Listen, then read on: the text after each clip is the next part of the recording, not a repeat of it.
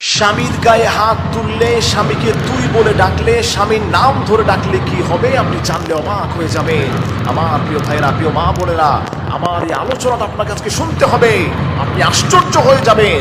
স্বামীর নাম ধরে ডাকলে কি হয়, স্বামীকে অপমান করলে কি হয়, স্বামীকে তুই বলে সম্বোধন করলে কি হয়, স্বামীর গায়ে হাত তুললে কি হয়। আল্লাহ পাক আপনাকে মেসেজ দিচ্ছে, কোনো নারী যদি তার স্বামীর দিকে তুই বলে সম্বোধন করে, তাকে রিসপেক্ট করে না, সম্মান করে না, আল্লাহর হাবিব বলে ওই নারীর ১ নম্বর শাস্তি হলো ওই নারীকে আল্লাহ রাব্বুল আলামিন অনবরত তার গজব ওই নারীর উপর নাজিল করতে থাকে। নাউজুবিল্লাহ পড়েন। অনবরত যদি আল্লাহর গজব আপনার উপর নাজিল হতে থাকে, আপনি যে কোনো সময় ধ্বংস হয়ে যাবেন। রাস্তায় আপনি বের হয়েছেন, হঠাৎ করে গাড়ি অ্যাক্সিডেন্টে আপনি চলে যাবেন। নদী দিয়ে সফর করছেন, নদীতে ডুবে আপনি বিদায় হয়ে যাবেন।